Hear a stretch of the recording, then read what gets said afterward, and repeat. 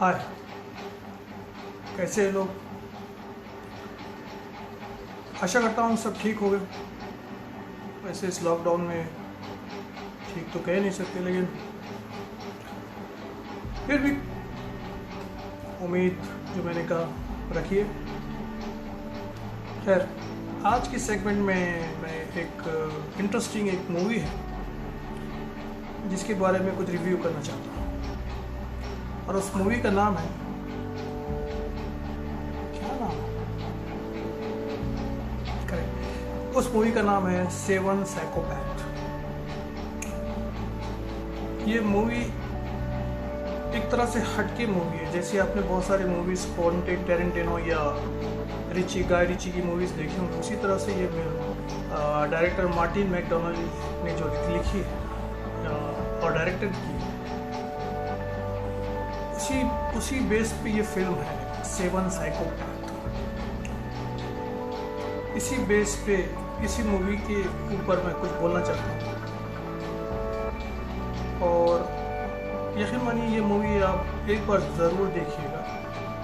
शुरू करने से पहले बस इतना ही कहना चाहता हूँ कि अगर आपको मेरा वीडियो मैसेज कर सकते हैं पर्सनली, ये तो होते रहेगा। तो चलो इस मूवी के बारे में मैं आपको शुरुआत करता हूँ और बताता हूँ कि कैसी है ये मूवी। तो चलो शुरू करते हैं।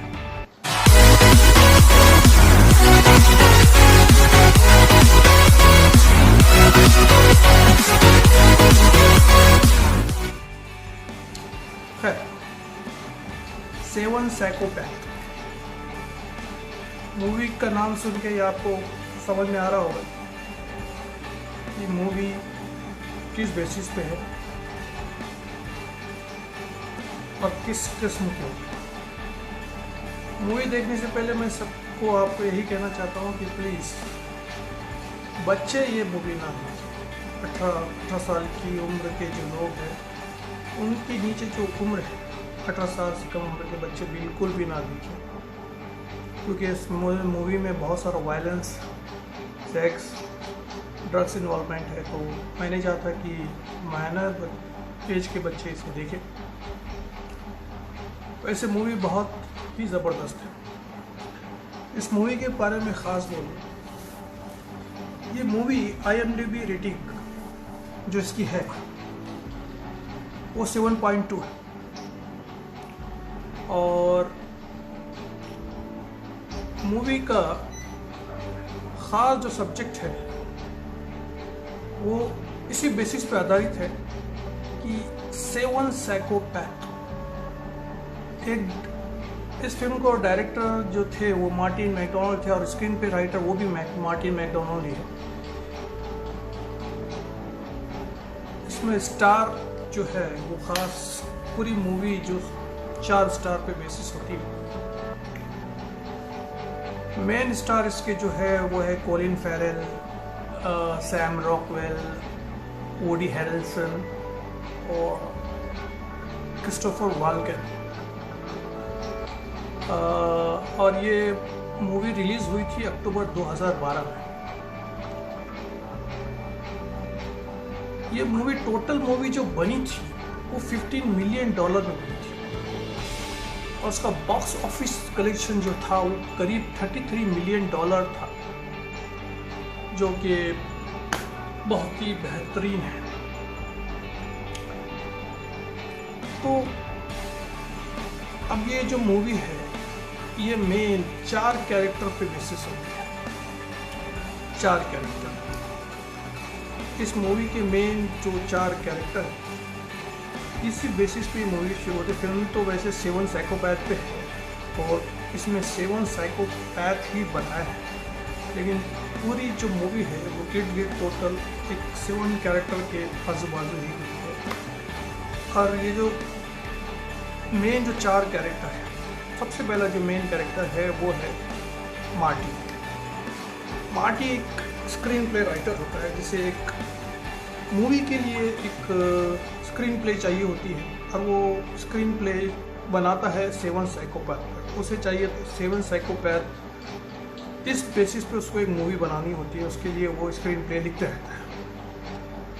और मार्टी का एक दोस्त होता है बिली। बिली एक अलग किस्म का बंदा होता है। बिली का एक और एक फ्रेंड होता है हंस। बिली और हंस ये दोनों ही, इनका एक अलग तरह का धंधा होता है।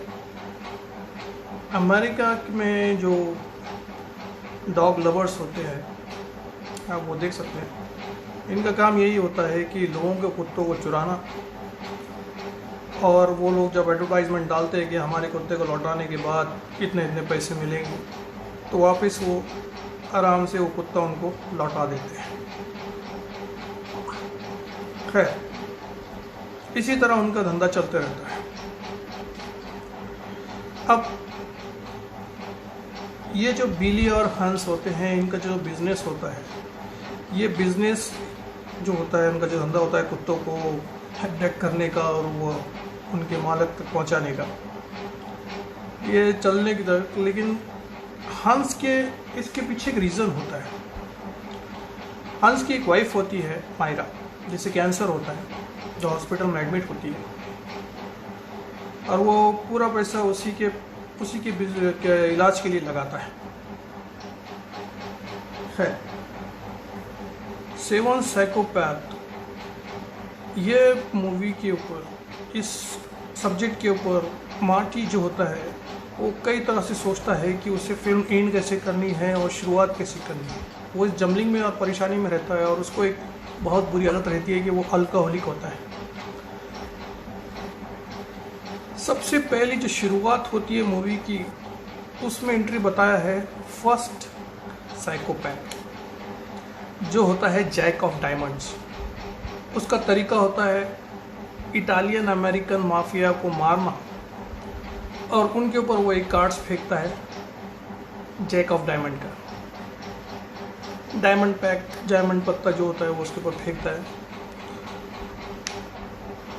और जो सेकंड साइकोपैथ होता है मेन क्वैकर, इसी क्वैकर के ऊपर मार्टी अपनी फिल्म की शुरुआत करना चाहता है, अपनी स्टोरी की शुरुआत करना चाहता है। क्वैकर के ऊपर वो अपना स्क्रीन प्ले शुरू करता है। क्वैकर की जो कहानी होती है वो ये होती है कि क्वैकर गांव का एक प्रिस्ट होता है, और उसकी एक बेटी होती है, जिसे बुरी तरीके से एक दूसरा सीरियल किलर या दूसरा एक साइकोपैथ बहुत बुरी तरह से मार देता है। और क्वैकर जो कि एक प्रिस्ट होता है, वो शुरुआत से उस कातिल को नज़र लगाए रहता है। जब वो जेल जाता है, जेल जाते वक्त वो कातिल उसके बाप का, मतलब क्वैकर को देखता है, और उसकी आंखों में जो गुस्सा देखता है, जिसकी वजह से वो कातिल बहुत डर जाता है। खैर, उस कातिल को जेल में कई दिन हो जाते हैं। वहाँ पर वो बहुत सारी किताबें पढ़ता है रिलीजियस, और वो बहुत सारी दिमाग उसके चेंजेस हो जाता है। वहाँ पर वो पूरी तरह से ठीक हो जाता है और अच्छा बिहेवियर हो जाता है उसका। इसी अच्छी बिहेवियर की वजह से उसे जल्दी छोड़ दिया जाता है। लेकिन एक डर हमेशा उसके पीछे रहता है, वो है क्वैकर, उस लड़की का बाप। वो हर वक्त उस कातिल को देखते रहता है, और वो कातिल कई दिनों तक ऐसे ही डर से जिंदगी जीते रहता है। खैर, आखिरी में वो तंग आ जाता है। वो हर वक्त क्वैकर को देखते रहता है, जहाँ पर देखो उसे क्वैकर खड़ा हुआ नजर आता है, सिर्फ उसे देखते रहता है क्वैकर। आखिरी में वो जो कातिल होता है बहुत परेशान हो जाता है, और खिड़की खोलता है तो देखता है कि बाहर क्वैकर खड़ा हुआ है। जो कातिल होता है वो बोलता है कि बस बहुत हो गया। वो एक ब्लेड निकालता है और अपने गले को काट देता है क्वैकर के सामने। यह देखकर क्वैकर भी अपनी जेब से ब्लेड निकालता है और वो भी अपना गला काट देता है। क्वैकर का ये एक चीज़ रहती है कि तू मर रहा है तो मैं तुझे वहाँ भी नहीं छोड़ूंगा, मैं तेरे पीछे आ रहा हूँ। ये उसका लास्ट एंडिंग क्या होता है, एक कहानी या फिल्म मूवी जब आप देखेंगे तब आपको मज़ा आएगा, रियली कह रहा हूँ। जब ये डेजर्टेड एरिया में एक में की कहानी सुनाते हैं तो मार्टी बोलता है कि चलो बहुत हो गया, अब अपने घर वापस जाते हैं और सब कुछ ठीक ठाक कर देंगे। हम अपन जो चार्ली कॉस्टेलो का जो डॉग है बॉनी, उसे वापस कर देते हैं और मामला सुलटा देते हैं, सब क्लियर कर देंगे। लेकिन बिली इस पे अड़ जाता है। बिली बोलता है कि नहीं, कहानी का अंत इस तरह से नहीं होना चाहिए, कहानी का अंत कुछ अलग तरह से होना चाहिए। इस बात को लेकर उनमें झगड़ा होता है और वो बिली, जो लोग वो कार से आए होते हैं, वो कार को उड़ा देता है। अब मुश्किल ये हो जाती है कि कार को उड़ाने के बाद वो लोग वापस नहीं जा पाते, वहाँ पर उन्हें रहना पड़ता है।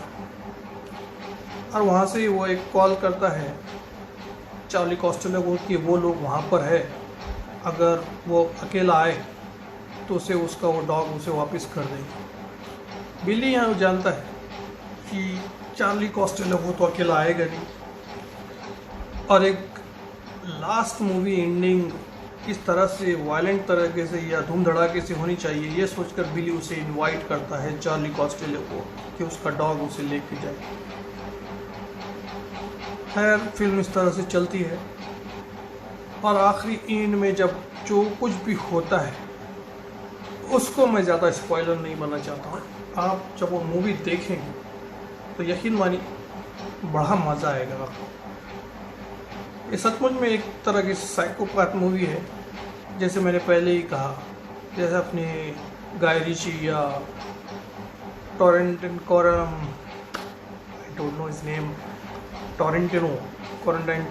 कुछ नाम है डायरेक्टर को, उन सब की ऐसी फिल्में हैं, उसी बेसिस की उसी तरह की ये फिल्म बनी है और ये फिल्म बहुत ही बेहतरीन है। खैर फिल्म का जब आप मेन देखेंगे तो बड़ा ही मज़ा आएगा आपको। शुरुआत से फिल्म इतनी मज़ेदार होती है कि आपको समझ में नहीं आता है कि एग्जैक्टली आगे क्या होगा।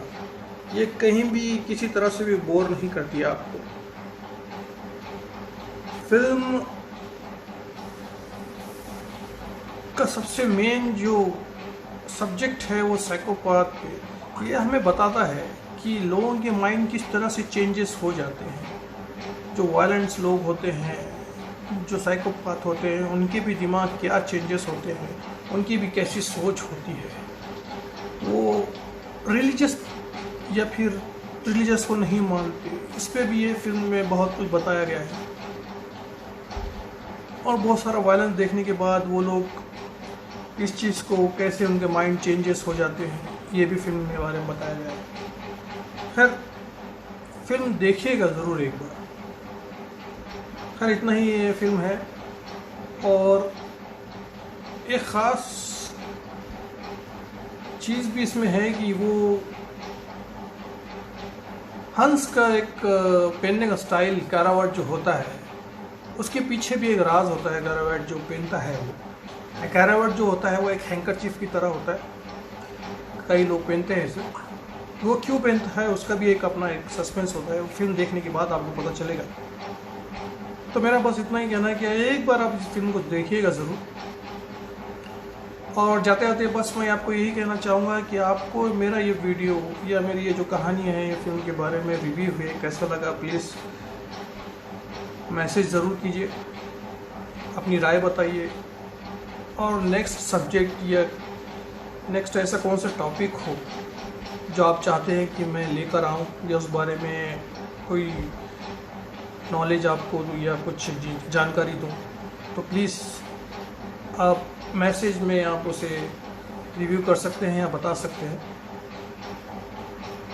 तब तक के लिए बस मैं यही कहना चाहता हूँ कि खुश रहिए, घर में आराम से रहिए, खाइए पिए, हाइजीनिक रहिए, ज़्यादा घर से बाहर मत निकलिए। टिल देन बस ये कि वीडियो अच्छा लगा तो लाइक कीजिए, सब्सक्राइब कीजिए, और हाँ वो जो घंटा का जो बटन है नीचे उसे दबाना मत भूलिए। खैर, तब तक के लिए मैं आपसे विदा चाहता हूँ। फिल्म देखिएगा ज़रूर। Goodbye, good night.